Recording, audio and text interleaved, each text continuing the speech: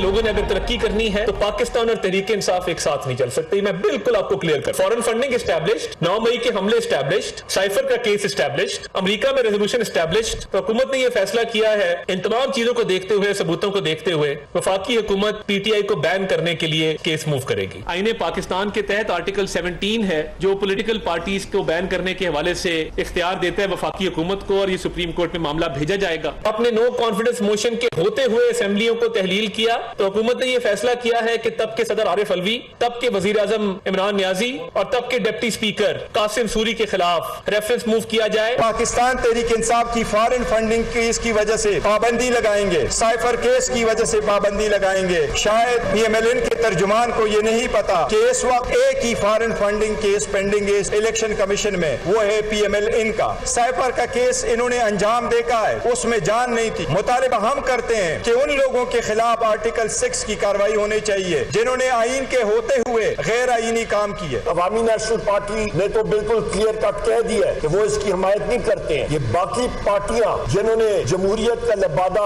ओढ़ा हुआ है वो साफ साफ मैदान में आके कहें कि क्या वो मुस्लिम लीग नून के इस गैर जमहूरी रद्द-ए-अमल का साथ देते हैं या नहीं देते। क्या वो जमहूरियत के साथ खड़े हैं या वो सिविल मार्शल लॉ के साथ या मार्शल लॉ के साथ खड़े हैं। ये वो सियासी जमात है जो कि सियासत का लिबादा तो ओढ़े हुए है, लेकिन ये बुनियादी तौर पे डिक्टेटर हैं और क्रिमिनल्स हैं। ये आज की प्रेस कॉन्फ्रेंस एक पॉलिटिकल सरेंडर था, ये एक ऐसे जहन की अक्कासी थी जो कि बिल्कुल हार चुका है। बिस्मिल्लाहिर्रहमानिर्रहीम। लाखों करोड़ों दरूद नबी अकरम सल्लल्लाहु अलैहि वसल्लम पर और उनकी आल पर। गवर्नमेंट ने आज पाकिस्तान तहरीक इंसाफ के ऊपर पाबंदी लगाने का फैसला कर लिया और साथ ही सदर आरिफ अलवी साहब, इमरान खान साहब और कासिम सूरी साहब के खिलाफ आर्टिकल 6 पे कार्रवाई करने का फैसला भी कर लिया।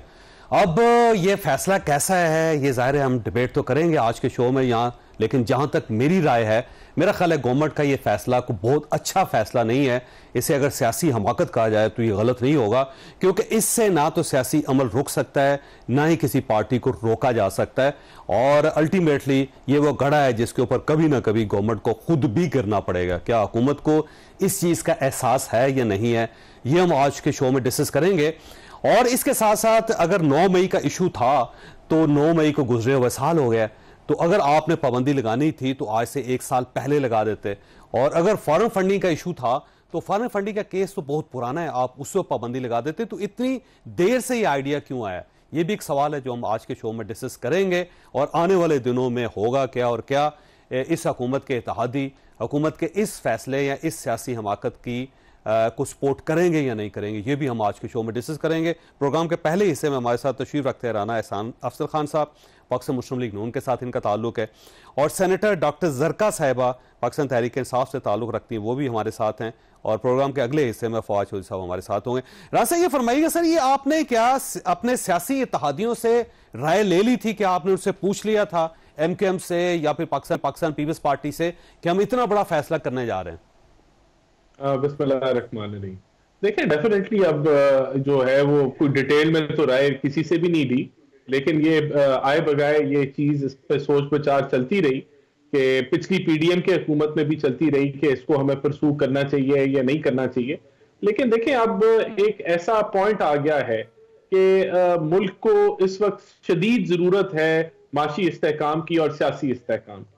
लेकिन इस चीज के बावजूद कि प्राइम मिनिस्टर ने फ्लोर ऑफ द हाउस में कहा कि आए मिलके बैठते हैं और मुल्क की बका और तरक्की के लिए आगे चलते हैं, लेकिन एक अनरिलेंटिंग अटैक है अदारों के ऊपर। कोशिश है, काविश है कि पॉलिटिकल स्टेबिलिटी इस मुल्क में ना आए। और देखें, ये कोई हमने कोई अपनी मर्जी से या अपनी ख्वाहिश के मुताबिक उनको बैन नहीं हम करने जा रहे। ये इसका एक लीगल और आईनी प्रोसीजर है, और वो प्रोसीजर जो है वो बिल्कुल उसमें शवाहिद इकट्ठे होंगे और शवाहिद मौजूद हैं, और उन शवाहिद को प्रेसिडेंट की सेंट के साथ या एग्रीमेंट के साथ आप सुप्रीम कोर्ट भेजते हैं और फिर सुप्रीम कोर्ट फैसला करती है। तो ऐसा नहीं है कि हुकूमत जो है अपनी मन मर्जी और अपनी ख्वाहिशात के मुताबिक चीजों को आगे लेके जा रही है। बिल्कुल बड़ी क्लियर कट इंडिकेशन और शवाहिद मौजूद हैं। साइफर की ऑडियो बहुत क्लियर थी कि साइफर से खेलना है, लेकिन अगर उन पे कुछ लोगों ने, कुछ अदारों ने आंखें बंद की हुई हैं, तो मुल्क के अंदर जो चीजें जिस तरह बढ़ी हैं उनको रोकना हमारी जिम्मेदारी है। फिर इसी तरह 9 मई के वक्त सवाल ये पैदा होता है, एक साइफर है, 2.5 साल पुराना इशू है, 8 फरवरी के इलेक्शंस हो गए, उसके बाद फिर सुप्रीम कोर्ट ऑफ पाकिस्तान का फैसला आ गया मखसूस सीटों पे, फिर इमरान खान साहब की फाइनल रिहाई का ऑर्डर आ गया। तो अगर साइफर का इशू था, फॉरेन फंडिंग का इशू था, या फिर उससे पहले 9 मई का इशू था, तो आप ये उसी वक्त काम कर लेते। आज क्यों आपने इंतजार किया, इतना ताखीर क्यों की आपने? देखिए, बड़ा अच्छा आपका सवाल है जावेद साहब। और देखें, सबसे बड़ा इसका जो अलमिया इस मुल्क के अंदर ये है कि 9 मई का वाकया हुआ, आज से 1 साल से भी, अब 1 साल और कुछ महीने पहले हुआ, और आज तक एक आदमी को भी जो है वो सजा नहीं हुई। और ये शायद पाकिस्तान वाहिद ऐसा मुल्क है जहां ऐसा होता है कि पूरी 25 करोड़ अवाम ने देखा कि 10 फौजी तनसीबात पे यक वक्त हमलावर हुए, लोग हजारों की तादाद में हुए, हजारों की तादाद में वीडियो के शवाहिद एविडेंस मौजूद है कि किन लोगों के कहने पे, किन लोगों के उकसाने पे कि खान नहीं तो पाकिस्तान नहीं, और किस तरीके से रेड लाइन खान है इनकरेज किया गया। और फिर जब ये वाकयात हो जाते हैं तो जश्न मनाया गया, खुशी की लहर थी कि हमने बड़ा कारनामा अंजाम दे दिया। जब तक ये 14 महीने पुराना वाकया है, ये ऐसा है कि आप ईद को गुजरे हुए 1.5 साल हो जाए और फिर आप कपड़े पहन के ईद की नमाज पढ़ने के लिए चले जाए, नहीं मुमकिन सर, ये हो नहीं सकता। मैं यही आपको कह रहा हूं ना कि ये बदकिस्मती है कि हमारा अदालती निजाम, जो कि इस मसले में पड़ा रहा कि फौजी अदालतें लगेंगी नहीं लगेंगी, गुड टू सी यू, या अगर वहां इस्लामाबाद पे डी चौक के ऊपर हमलावर होते हैं तो वहां वो उसको फॉरगिव कर दिया जाता है, या मनी ट्रेल दिखाए बगैर सादिक और अमीन आप डिक्लेयर हो जाते हैं, तो ये उन वजूहात की वजह से आज सजाएं नहीं हुई, वरना ये शवाहिद मौजूद नहीं है हजारों की तादाद में। सरकार साहब के पास जाने दें, लेकिन इशू फिर वही है कि आपको पुरानी चोटें याद आ गई 2 साल बाद, 2.5 साल बाद, जिसका तुक नहीं बनता था। डॉक्टर साहब ये फरमाइएगा कि कोई आपने तैयारी कर ली, क्योंकि गवर्नमेंट के पास ये इख्तियार तो है कि वो किसी भी पार्टी को बैन कर सकती है, और सुप्रीम कोर्ट ऑफ पाकिस्तान को अगर केस भेज दिया जाता है और सुप्रीम कोर्ट ऑफ पाकिस्तान अगर गवर्नमेंट की प्ली को तस्लीम कर लेती है, तो फिर कहां आप स्टैंड करेंगी? बहुत शुक्रिया जावेद चौधरी साहब। बात यह है कि ये इतने बौखलाए हुए हैं, इतनी बदहवासी के हाल में है, इनको समझ नहीं आ रहा क्या करें। और ये इनका तमाशा देख देख के इंसान बस तौबा ही कर सकता है, क्योंकि इनकी हिवस जो है, इनकी दौलत की हिवस, इनकी इक्तदार की हिवस इतनी ज्यादा है कि वो सूरा बकरा की आयत है ना कि सुम्मुन बुकमुन फहुम ला यरजिऊन, इनको ना दिखाई देता है ना सुनाई देता है, इनके गले पे मोहरें लग चुकी हैं। इनको क्यों नहीं समझ आती? पाकिस्तान का आइन मौजूद है, आइन और कानून के मुताबिक जो फैसले आए हैं उनको ये चलने नहीं देते, ना ये आइन की इज्जत करते हैं ना ये कानून की इज्जत करते हैं।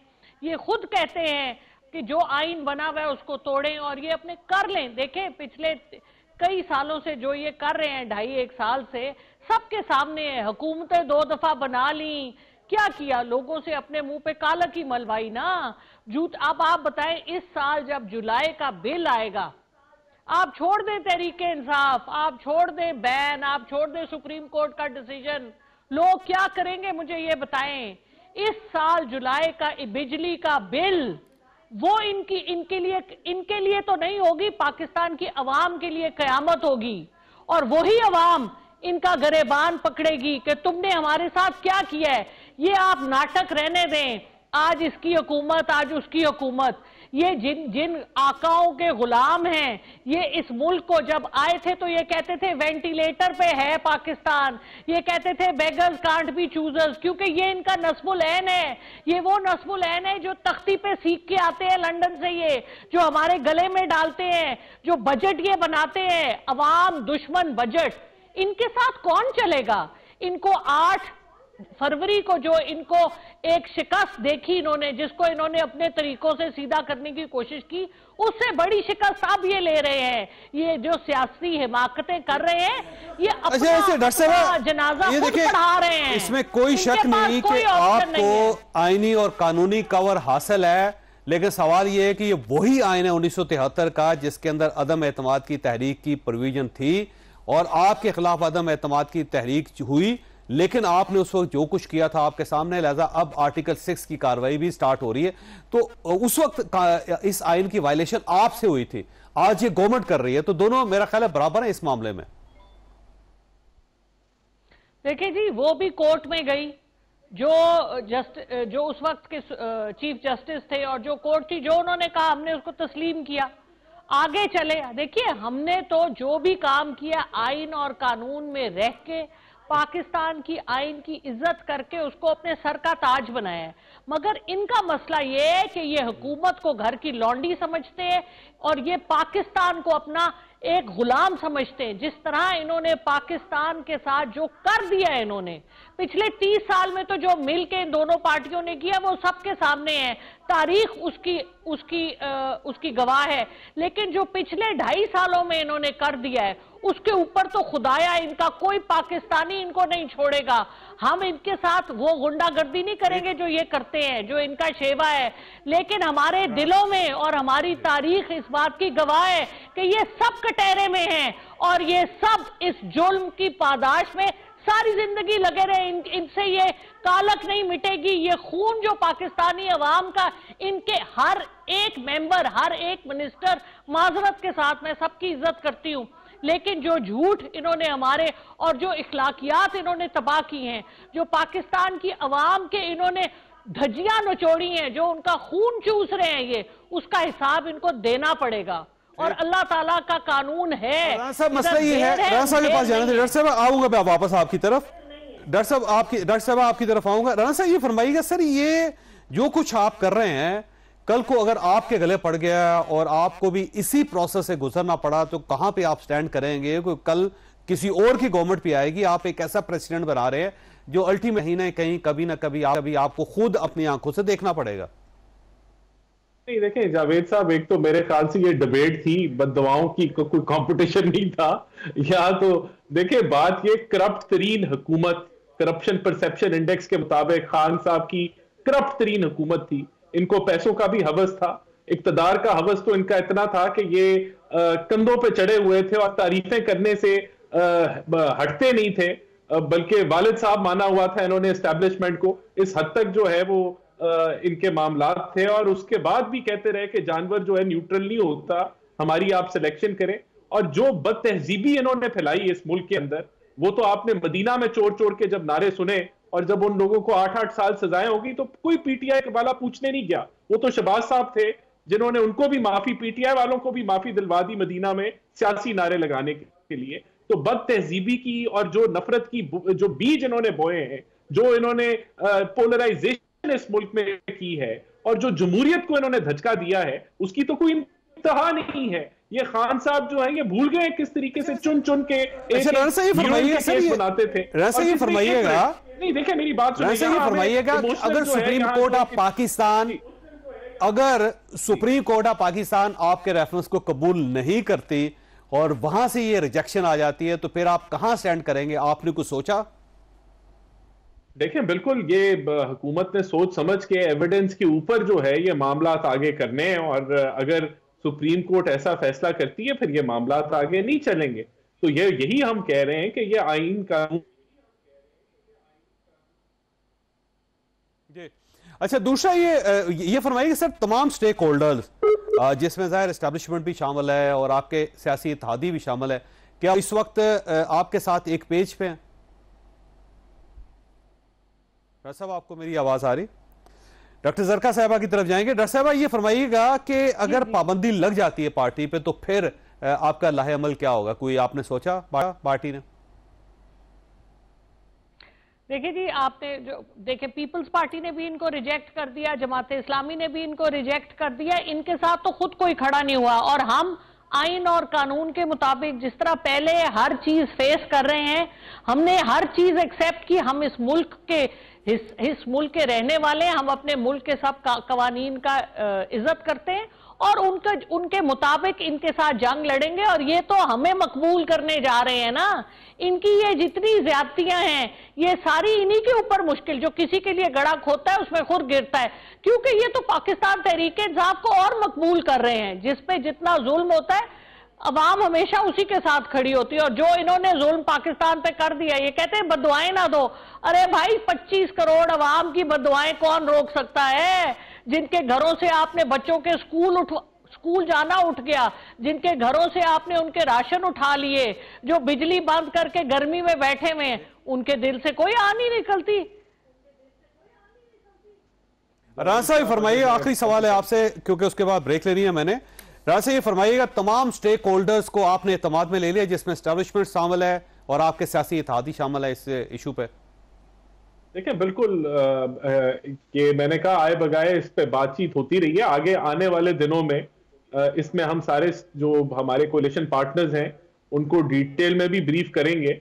और जहां तक हुकूमत की बात है, हमें किसी से कोई मुशावरत करने की जरूरत नहीं है। हमारे पास शवाहिद मौजूद हैं और हम इसको आगे लेके चलेंगे और कैबिनेट में भी पेश करेंगे, वहां सबकी इनपुट आएगी और फिर ये मामला आगे चलेंगे।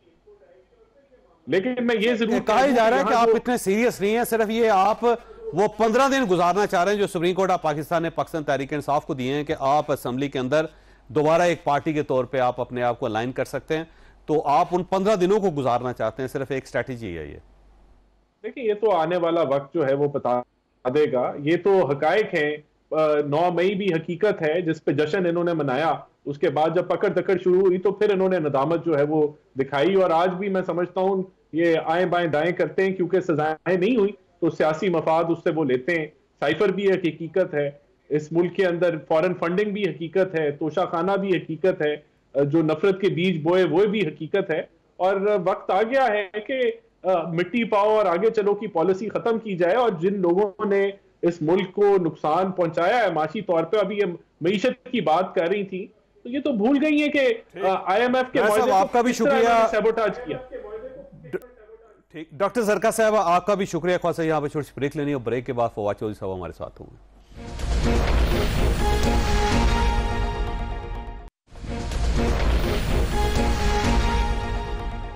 प्रोग्राम में दोबारा खुशामदीद। हमारे साथ तशरीफ रखते हैं फवाद चौधरी साहब और सारी जो सिनेरियो है उनके सामने अब इनसे सवाल करते हैं। फवाद साहब ये बताइएगा कि होगा क्या और पाकिस्तान तहरीक इंसाफ कहाँ स्टैंड कर रही है इस वक्त? देखें जी, तहरीक इंसाफ जो है ना, मेरे ख्याल में ये जो आज लड़ाई शुरू की है गवर्नमेंट ने, तहरीक इंसाफ ये वो हम पंजाबी कहते हैं ना, रोंदी यारा नू नार लै भरावां दे। असल में जो मेन इस वक्त कंपिटिटर एग्जेक्टिव ने अपना बना लिया है वो जुडिशरी को बना लिया। ठीक है, और ये जो जुडिशरी और एग्जेक्टिव्स की लड़ाई है, एग्जेक्टिव से मतलब ये है कि एस्टैब्लिशमेंट की लड़ाई नहीं, ये इंतजामिया नून लीग भी हो गई, ये सारे जो भी हुकूमत है उसमें मेन जो लड़ाई हो रही है इस वक्त वो जुडिशरी से इन्होंने बना ली है। और इस फैसले को कुछ ज्यादा ही जज्बाती ले गए हैं। मुझे तो सच्ची बात है समझ नहीं आई कि देखें 9 प्रेस कॉन्फ्रेंसें जजेस के खिलाफ हो चुकी हैं, फिर 20-20, 25-25 लोगों को सड़क पे ला के टायर जलाए गए हैं। चीफ जस्टिस मंसूर अली शाह ने 3 साल जज रहना है, जो सारे सीनियर जजेस हैं उनके खिलाफ बेहुदा कैंपेनें चलाई गई, नारे लगाए गए। तो इसका मतलब क्या फर्क पड़ना था? पहली बात तो देखें ना, PTI को लेट से जी ये सीटें मिल जाती हैं तो 114-115 सीटें हो जाएंगी, वो तो 209 पे बैठे हुए हैं। 209 उनको क्या प्रॉब्लम था? बिल्कुल ठीक। तो मतलब मुझे यही नहीं समझ आई, मुझे नहीं पता, आपको जब भी कोई गेस्ट हुकूमत का आएगा तो उससे समझने की कोशिश करें कि हुकूमत टच्ची क्यों है इतनी, क्या प्रॉब्लम हो गई है।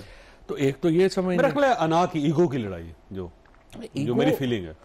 देखिए जो बादशाह होता है ना, जो हुकूमत है, अगर आप हुकूमत में है ना तो आपका काम यह है कि मामला को ठंडा रखें, आप आराम से हुकूमत करेंगे ना। जरूरी है थोड़ा हर बंदे ये कह रही गवर्नमेंट, ये कह रही जी हम तो इमरान खान साहब की तरफ हाथ बढ़ा रहे हैं, वो हाथ झटक देते हैं, कहते हैं मैंने बात ही नहीं करनी। देखिए ये तो एक बहुत ही मैं समझता हूँ कि गलत बात है ना। ये तो इस तरह है जैसे आप कहें कि सूरज को हम कहना शुरू कर दें कि चांद है, नहीं है ना ऐसा। आपने कल ही जब इद्दत केस खत्म हुआ तो आपने उनकी बेगम को उनको दोबारा और केसों में, और ये केसेस थोड़ी हैं जिनमें वो गिरफ्तार हैं या जैसे भी है, या जो उनका सलूक हो रहा है इमरान खान के साथ जो सलूक हो रहा है वो कतई तौर के ऊपर एक इमरान खान के स्टेचर का आदमी को इस तरह से ट्रीट नहीं किया जाना चाहिए। अनफॉर्चुनेट तलखियां बढ़ रही हैं और बढ़ा दी, आज और बढ़ा दी हैं। तो अब देखें ना, जो ये आज बातें की हैं जो इंफॉर्मेशन मिनिस्टर ने, 4 ग्राउंड्स उन्होंने कहा है जी कि हम बनाएंगे। एक ग्राउंड उन्होंने कहा है जी कि आप साइफर केस जो साइफर केस है। अब मेरा ख्याल है जो अपने हैं तारड़ साहब हैं, उन्होंने जहमत ही नहीं की कि देखने की कि हाई कोर्ट साइफर केस को पहले खत्म कर चुका है, वो तो सजा खत्म हो चुकी ना उनकी, बरी हो गए उसके बाद दूसरा जो है वो कह रहे हैं कि अमेरिकन कांग्रेस ने रेजोल्यूशन पास की। अब देखें ये किसी भी पाकिस्तान की हुकूमत के लिए अमेरिकन हाउस ऑफ रिप्रेजेंटेटिव को इस तरह से जो है वो एक जवाब देना इस वक्त मुझे नहीं पता कैसे अफोर्ड करेंगे, क्योंकि सारा आपकी पैसा IMF से आ रहा है, वेस्ट की सपोर्ट आपको चाहिए, अमेरिका की सपोर्ट चाहिए, और वहाँ पे ये चीज़ें रिपोर्ट होनी है। और कैसे इसको आगे लेके जाएंगे? आई मीन ये जो ग्राउंड्स हैं 4 आज जो उन्होंने बताई हैं वो बिल्कुल सस्टेनेबल नहीं है। उनके ऊपर तो इशू नहीं है, लेकिन बुनियादी तौर के ऊपर जो मुझे लगता है कि आज की प्रेस कॉन्फ्रेंस से जो चीज़ सामने आ रही है वो ये आ रही है कि जिस तरह से बंदियाल साहब की सुप्रीम कोर्ट की जजमेंट इम्प्लीमेंट नहीं की गवर्नमेंट ने, आर्टिकल 6 की जो है नहीं कोई भी उन्होंने इम्प्लीमेंट नहीं की, इलेक्शन कराने की नहीं की, कुछ नहीं, ये सोच रहे हैं कि हम ये जजमेंट भी इम्प्लीमेंट नहीं करेंगे, ठीक, इलेक्शन कमीशन से, ठीक है। लेकिन देखिए बंदियाल साहब में और इस जजमेंट में वैसे फ़र्क है, और फ़र्क यह है कि ये जजमेंट 11-2 से है, और फायज ईसा साहब और मंदोखेल साहब भी इस प्रिंसिपल में अपने बाकी जजेस के साथ हैं। सो ये, और दूसरा जो ये पूरी सुप्रीम कोर्ट की हुई ना, पूरी सुप्रीम कोर्ट की भी है, और दूसरा जो कॉन्स्टिट्यूशनल पैकेज आ रहा था उस पे सुप्रीम कोर्ट के तो चले जजेस कितने इफेक्ट नहीं हो रहे थे, 3 साल मुद्दत बढ़ रही थी, लेकिन जो इरफान कादर साहब ने डिटेल्स बताई थी इसमें असल प्रॉब्लम तो हाई कोर्ट्स का था, जिनको आप ट्रांसफरेबल बना रहे थे, उनकी पावर्स कम कर रहे थे। अब ये 125 जज जो है पाकिस्तान का वो सारा एक तरफ खड़ा है और एग्जेक्टिव एक तरफ खड़ी है, और उसकी वजह से ये सिचुएशन डिफरेंट है। और आप चूंकि जो साहब आपको एडवांटेज ये है कि आप पॉलिटिकल हिस्ट्री जो है आपसे शायद कम ही लोग और पाकिस्तान में उतना नज़र रखते हो या याद रखते हो। जब मोहम्मद खान जुनेजो वज़ीर-ए-आज़म बने थे, पहला बयान उन्होंने ये दिया था कि पाकिस्तान में मार्शल लॉ और जमहूरियत इकट्ठी नहीं चल सकती। उन्होंने कहा कि फौज अपनी बैरक्स में वापस जाए, उन्होंने उस वक्त ऑर्डर किया था। और जिससे और स्टेटमेंट ये था कि मार्शल लॉ और जमहूरियत इकट्ठी नहीं चल सकती। बिल्कुल सही बात, आपको याद है। और बेनज़ीर भुट्टो को उन्होंने कहा जी वापस आए आप। अच्छा, अब ये जो स्टेटमेंट है ना पाकिस्तान में, इसको बार बार पढ़ने की जरूरत है। पाकिस्तान में हो क्या रहा है कि हम चाहते हैं कि जमहूरियत का लेबल लगा रहे, लेकिन चलाएं हम मार्शल लॉ का सिस्टम। देखिए ये डायरेक्ट कॉन्फ्लिक्ट में है, आपके स्ट्रक्चर में नहीं बैठता ना फिर।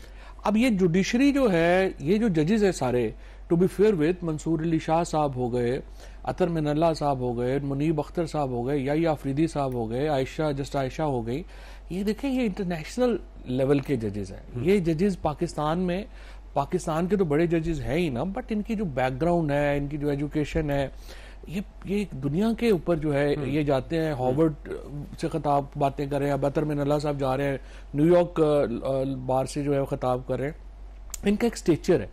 अब आप इनको ये कहें कि नहीं हम तो आपको चिट देंगे उसके मुताबिक आप, ये नहीं होना, ठीक है। जो सिस्टम का स्ट्रक्चरल प्रॉब्लम है ना। अब गवर्नमेंट जो है ना वो रेफरेंस दायर करेगी सुप्रीम कोर्ट ऑफ पाकिस्तान में, ये खुद फैसला नहीं कर रहे, वो एक पूरा रेफरेंस तैयार करके सुप्रीम कोर्ट ऑफ पाकिस्तान के हवाले करेंगे, तो फैसला अब सुप्रीम कोर्ट ऑफ पाकिस्तान नहीं करना है। अगर सुप्रीम कोर्ट ऑफ पाकिस्तान कहती है नहीं पाकिस्तान तहरीक इंसाफ ठीक है और इसके ऊपर पाबंदी नहीं लग सकती, तो फिर ठीक है, फिर तो गवर्नमेंट कुछ नहीं कर सकेगी। नहीं देखे ना, वो तो एक हुकूमत ने तो, नवाज शरीफ साहब ने तो अपना पोलिटिकल बड़ा नुकसान ही किया है ना, और वो आगे और भी अपना नुकसान करेंगे। अब नवाज शरीफ साहब तो पिछले 2 साल में जितनी आई वुड से कि नवाज शरीफ ने छुरियां खुद को मारी हैं, उतनी तो और किसी ने अपने आप को इतना कभी जख्मी नहीं किया जितना मियां साहब ने किया। ये भी एक और फैसला है जिसने मुस्लिम लीग का बिल्कुल जो थोड़ा बहुत क्रेडेंशियल बचा भी था वो भी फारिग कर दिया, बचा ही कोई नहीं था वैसे, लेकिन फारिग कर दिया। अब ये आना है तकरीबन 2 हफ्ते बाद इसको लग जाएंगे, क्योंकि बनना असम्बली, लेकिन इससे पहले इंपॉर्टेंट है, आज हुकूमत ने एक रिव्यू पिटीशन फाइल की, ठीक, और उसमें उन्होंने स्टे मांगा है, ठीक है। अब देखें 13 जजेस अवेलेबल नहीं होने, ठीक। अब 13 जजेस जब वो अवेलेबल नहीं होने तो वो स्टे नहीं मिलना, तो ये जो सारा काम है अपना जो असम्बलियों में जिससे सारी लड़ाई शुरू हुई है, अब उसको कैसे वो रोकेंगे? ठीक, सुप्रीम कोर्ट तो बेसिकली एक क्राइसिस है, और आने वाले दिनों में आपका ख्याल ये है कि क्राइसिस बढ़ेगा, है ऐसा ही? मैं ब्रेक लूँ, ब्रेक के बाद आपकी तरफ आऊँ, छोटी सी ब्रेक, और ब्रेक के बाद दोबारा।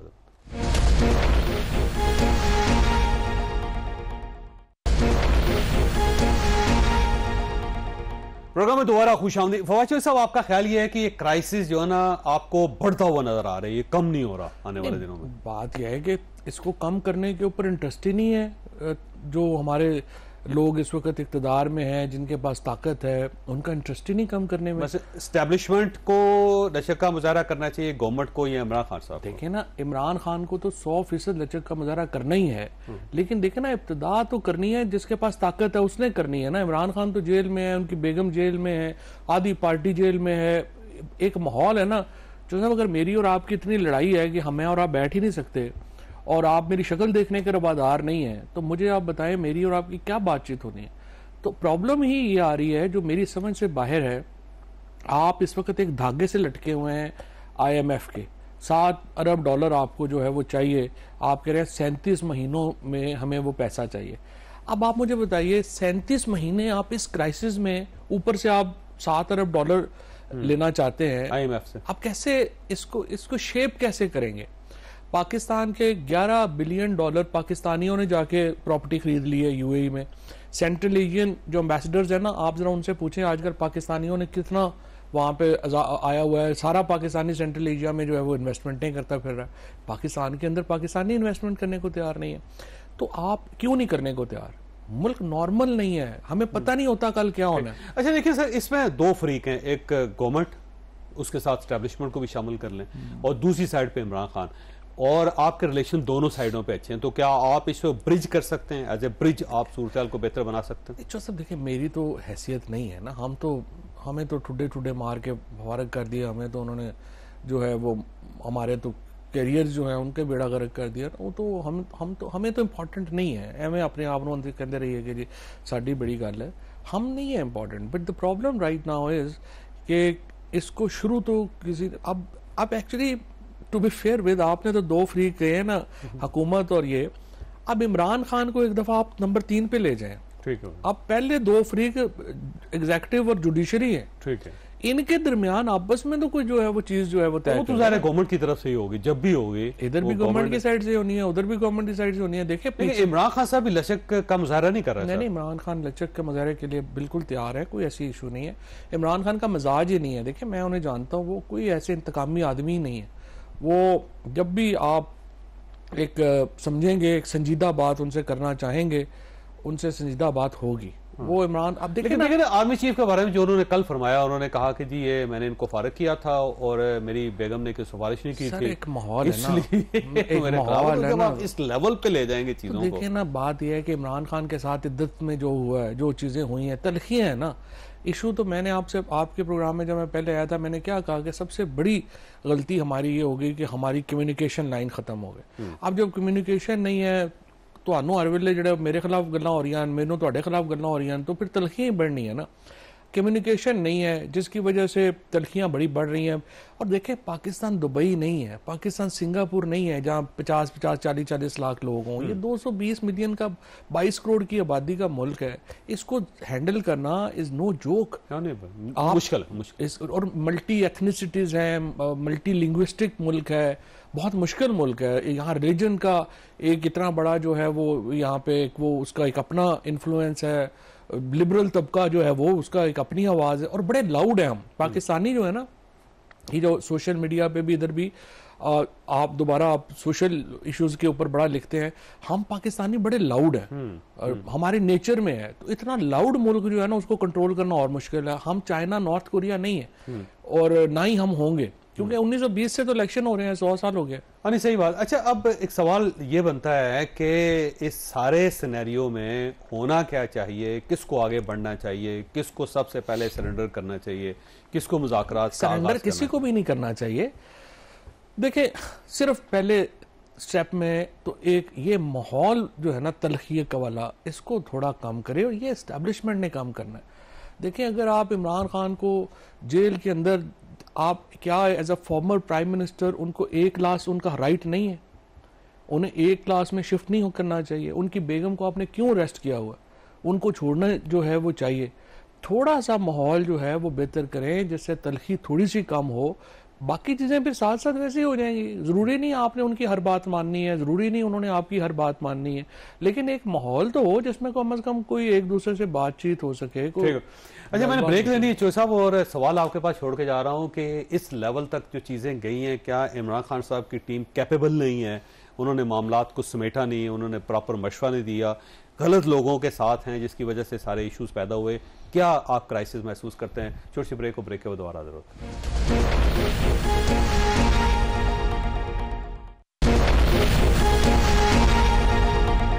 प्रोग्राम में दोबारा खुश आमदीद। फवाद साहब, ये जो सियासत होती है ना, इसके अंदर आप कम्युनिकेशन की लाइन ब्रेक नहीं करते कभी भी। बिल्कुल, आप मामलात को उस लेवल तक नहीं लेके जाते कि जहां पे डिजास्टर ही डिजास्टर हो। इमरान खान साहब अगर आज भी चाहें तो मामला सिमट सकते हैं। क्या वो गलत लोगों के अंदर हैं, लोगों को अंदाजा नहीं है कि क्या कहना चाहिए, या गलत मशवरे दे रहे हैं इमरान खान? नहीं, मैं इमरान खान को तो बिल्कुल मैं ब्लेम नहीं कर सकता। उसकी वजह इसलिए मैं ब्लेम नहीं कर सकता कि जो जुल्म ज्यादतियां उनके साथ हुई हैं, हमारी पार्टी के साथ हुई हैं। देखें, आप माहौल को सामने रखें ना, जब जो ताकतवर है उसी ने ही अपना जो है कोई नरमी दिखानी है ना। और जो जब अलेक्जेंडर ने कहा था ना, या पोरस ने कहा था ना कि वही सलूक करो जो बादशाहों के साथ करते हैं। देखिए, इमरान खान लाखों करोड़ों लोगों के दिलों का बादशाह है। आज 22 करोड़ लोगों का दिल जो है वो इमरान खान के साथ धड़कता है। आप माने ना माने, आपको अच्छा लगे बुरा लगे, बट फैक्ट इज दैट वो 2/3 मेजोरिटी जीत के बैठा है। जेल से 2/3 मेजोरिटी इमरान खान जी ने जो है वो इलेक्शन में जीत ली है। आपने 18 सीटों के ऊपर जो है वो शहबाज शरीफ को प्राइम मिनिस्टर बना दिया। अब शहबाज शरीफ एक बोझ है, ना वो एस्टैब्लिशमेंट के लिए कोई टके का काम कर सकते हैं, ना उनका कोई वजन जो है वो उठा सकते हैं। आपने उनका बोझ जो है वो अपने कंधों पे भी उठाया हुआ है, और पूरे पाकिस्तान के ऊपर भी जो है वो एक बोझ बन के बैठे हुए हैं। उनकी कोई यूटिलिटी नहीं है ना, क्योंकि आपको प्राइम मिनिस्टर क्या चाहिए? आपको प्राइम मिनिस्टर चाहिए जो थोड़ा बहुत एस्टैब्लिशमेंट के भी बोझ उठाए, जो को पाकिस्तान के लोगों को भी सूद कर सके। जो एक लीडर चाहिए ना आपको, वो शहबाज शरीफ में एबिलिटी नहीं है, ना वो कर सकते हैं। सो अभी एस्टैब्लिशमेंट को मजीद बोझ में इजाफा नहीं करना चाहिए जुडिशरी के साथ अलहदा लड़ाई करके। जुडिशरी को आपने पहले जो है आप उसके साथ जो है अपनी जो भी इश्यूज हैं या चीजें हैं, देखिए सिविल लिबर्टीज के ऊपर जज एक हाथ से पीछे नहीं जा सकते। जिस तरह जुनेजो साहब ने कहा था, आप नहीं, जमहूरियत के अंदर आप मार्शल लॉ नहीं चला सकते, आपको थोड़ा बहुत अकोमोडेट करना पड़ेगा। इसी तरह से आपको इमरान खान को इंक्लूजन देनी पड़ेगी पॉलिटिक्स में। इमरान खान की इंक्लूजन के बगैर लाखों करोड़ों लोग अपने आप को इंक्लूजन ही नहीं समझते सिस्टम की। लेकिन इमरान खान साहब का मसला ये है ना, सिर्फ एक तो जिद है जिससे वो पीछे हटने के लिए तैयार नहीं। दूसरा वो कहते हैं कि अगर वो बाहर आ भी गए तो उन्होंने मुल्क को चल नहीं देना। ये एक परसेप्शन है। बात ये नहीं है, ये तो देखो ਤੁਹਾਡਾ ख्याल है ना, बट पाकिस्तान के लोग उसके साथ हैं। 2/3 मेजोरिटी जिस बंदे ने जेल से बैठ के जीत ली है, आप उसको कैसे अंडर एस्टिमेट करेंगे? यू कांट डू दैट ना।